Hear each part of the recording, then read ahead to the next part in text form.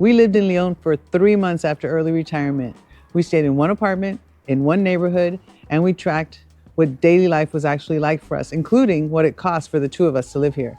We sold our house and we're living in France this year on a long stay visa, exploring cities and towns, whether for a month, a few weeks, or even a short stay, to figure out which ones we could see ourselves settling into long term. This time, we're checking out Lyon. We stayed in the Croix-Rousse Neighborhood, which is a pretty artsy bohemian area. We usually look for that type of neighborhood wherever it is that we're going to stay, even when we used to take vacations. And Croix-Rousse truly fit that bill. It was perfect. Croix-Rousse was very walkable too. Our building was super secure and gated. And right outside our door, we had 3 bus lines. Yeah, there was also that funicular just down the street, which mattered a lot for us because Croix-Rousse is on a hill, and that hill affects how you get back to Croix-Rousse every day. Especially when you go to the city. That funicular comes in really handy. Yeah. I love that metro. We were right on the edge of Croix-Rousse and another neighborhood. I'd butcher that name if I tried to pronounce it, but it was right next to the hospital. And it felt really residential all over the area where we were. It never felt touristy. Yeah, it felt like, people lived there and we were your neighbors. Yeah, because they were. Every time we walked out the door, we naturally went right towards the center of Croix-Rousse. To the left was that neighborhood and a bus stop. And we really only went that way for that bakery that we really liked. And to take the bus to the Part 2 train station, of course. Yeah, it was the one line shot right to the train station from that bus line. We did take a few walks in that direction too to explore. Yeah, it was nice. You got to get your steps in. To the right was the main Croix-Rousse neighborhood, right? It was where the market was, where the square was, where you could go down to Lyon downtown and the Old Town area. And there was a dozen giant staircases that you could go down. There was so many. Yeah, but you know what? That's what made it interesting because you could just pick a different set of stairs to get down each time. Every time. Yeah, after a few weeks, I would say that being in Croix-Rousse was pretty routine. I started getting used to things like the church bells that in the beginning I was a little worried about because they were pretty loud and I thought they were, noticeable. Absolutely. But after a while, I didn't notice them anymore. Same with the school. There was a school that you could hear the kids laughing and playing outside.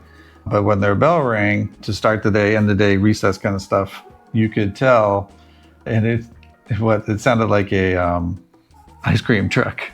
I also liked that there were small squares. When we went for a walk, you came across so many different little squares, open areas, benches, parks everywhere. And it was always easy to just, find a bench to sit down and just hang out quietly for a while. Yeah, and that neighborhood really worked as a place to live. It's a walkable residential neighborhood that you want to go back to day. Lyon is definitely the place you can find that. Yeah, Lyon does this really well. After the first month, our spending became pretty clear that there was a pattern that we were settling into, and that didn't really change much after that. No, it really didn't. Our housing averaged about $2,300 a month. We paid more on purpose because it was our first stop in France. The location was great, and we wanted things to be easy starting out, so I don't really regret that. Do you? Not at all. But we wouldn't necessarily pay that long term. Groceries, they stayed around $650 to $700 a month, and dining out was a hit or miss for us. There was a lot of French menus, and that didn't work for us for what we normally... Yeah, duck, foie gras, and escargot. So cooking at home became the default for sure. We got better at cooking over time, trying different things. And it felt like how we would have normally lived anyway. We tried to make French dishes, and that was really fun. Eating out less helped keep costs down without feeling like we were restricted because cooking at home and making French dishes made up for all of that. Wine was super affordable. We could easily get a bottle of wine under €10, and buying a couple for the week, that never even registered on our budget. Yeah, it wasn't affected at all. Never. Even our baguettes and croissant, they didn't even touch our daily kind of... Yeah, you would expect, how many croissants are you getting every day? Well, we would get 4 every day and a couple baguettes, and it never affected anything. But coffee, that was the bummer. We thought we'd be, sitting out, at the cafe, having coffee every morning for breakfast, but coffee is pretty expensive. Every single time you go out and get coffee and a croissant, or a flat white cappuccino and a croissant, That was 10, 15 euros. So doing it at home became reasonable on that daily basis. It definitely saved us a lot of money there. Transportation stayed below the cost of a monthly pass, which surprised me. But I think it's because we walked so much and paid per ride. The tap to pay was perfect. All in, we averaged about $3,800 a month for two people.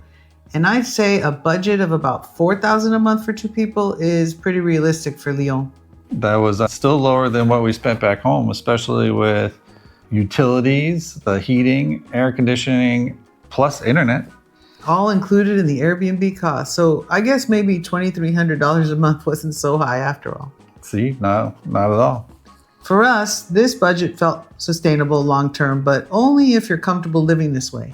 We walked most places in Lyon, and a lot of days we would just walk the staircases down, do what we needed to do, and then take the metro/funicular back home. We never bought the monthly transit pass. We looked into it, but instead we used the tap to pay on the buses, the trams, and the metro.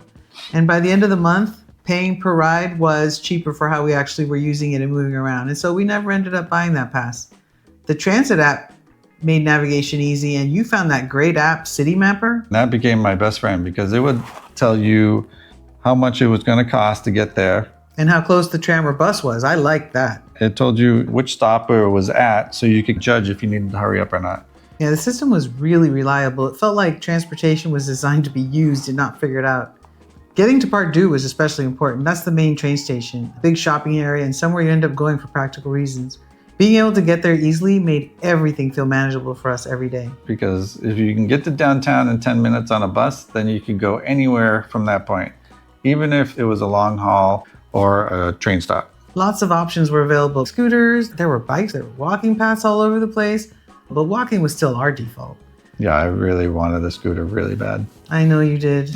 We never felt uncomfortable not having a car. We didn't avoid things because they were far away, and I never felt stuck in one part of the city. You could just keep walking and end up in another area. Living in Lyon without a car, it just felt practical actually, rather than restrictive. It was a big part of whether Lyon was going to work for us long term. If you want to live without a car and not feel limited, Lyon makes that possible. Safety was never something we even thought about in Lyon. We walked everywhere. We used the transit, went out at night, and never changed a thing. We didn't even plan around it or even talk about it. We're in a foreign city, so I have my head on the swivel all the time. But pickpocketing and crime just never came up. It's not like it doesn't happen. It just didn't change how we got around and when we went around. The neighborhood, it was calm. It was very residential. And over time, it just felt normal. You stop noticing like the noises or the things that stood out. At first, they fade away into the background, and everything just starts to feel really comfortable.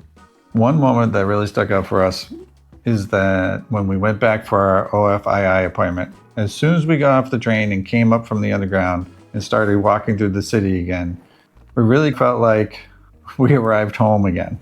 You don't really get that if you stayed in the place for a minute. You only get that when you actually live there. Lyon didn't feel stressful or unpredictable. It was a place where you could just move through your day without thinking much about safety, and that matters. That goes a long way. It really does. Being here just felt normal, and that's what made it livable. Living our normal routine in Lyon was easy. There were multiple bakeries, and they just became part of our routine. We mostly shopped at Monoprix, but there were smaller groceries nearby like Carrefour City that we took advantage of all the time. Like if you just needed water, milk, or butter.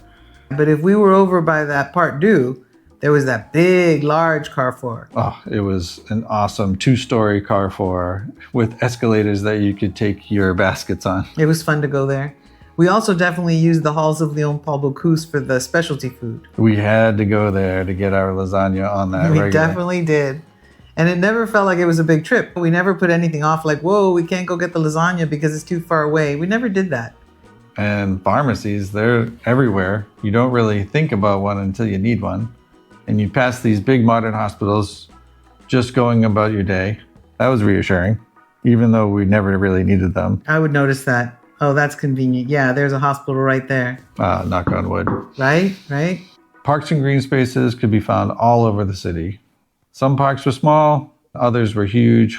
one of those larger parks. What's it called? The park, The Parc de la Tête. I'm probably butchering that too. the one with the giant lake and the pedal boats and the zoo. With our, the crazy giraffes. There were the kid play areas. There was the garden, the rose garden. Yeah, that's a beautiful place. There were people out there playing bocce and picnicking. You could walk for a long time and just keep finding different spaces and different vibes. Yeah, gorgeous little spots all over the place over there. Shopping in Lyon is straightforward. The Rue de la République is the main shopping street, and it had most of the stores we needed. Galeries Lafayette was there. And the Normal and Maxi Bazaar. Yeah, all of those. We loved all those. And there was the Westfield Mall at Part Deux. And even IKEA was accessible by train if you needed it. Weather did change some things. We arrived in late summer and it was really hot. Yeah, it got really hot, like surprisingly hot. Thank goodness for AC. And then when fall came, the cold came real quick, real fast. Yeah, when the weather changed on us, I was able to easily go and pick up a good hoodie for a reasonable price too. Lyon also worked as a good hub. Trains made day trips and regional travel super easy. Yeah, we only used the airport when we arrived, but it connects to a lot of major European cities. All that together is why Lyon worked for us as a place we could actually live, not just visit. I'd say that living here for 3 months gave us a really good, clear reference point. As we spend time in other towns across France, Lyon is definitely going to be our baseline. We're going to compare everything else against it. Yeah, you can count on it, right? Because we're a little biased now, especially now that it was our first. And that when we went back, it felt like home. If you were deciding on a place that worked for you long term, what would matter to you most? Would it be the housing, the monthly cost, or just how daily life felt for you? I will see you next time. We'll see you next time.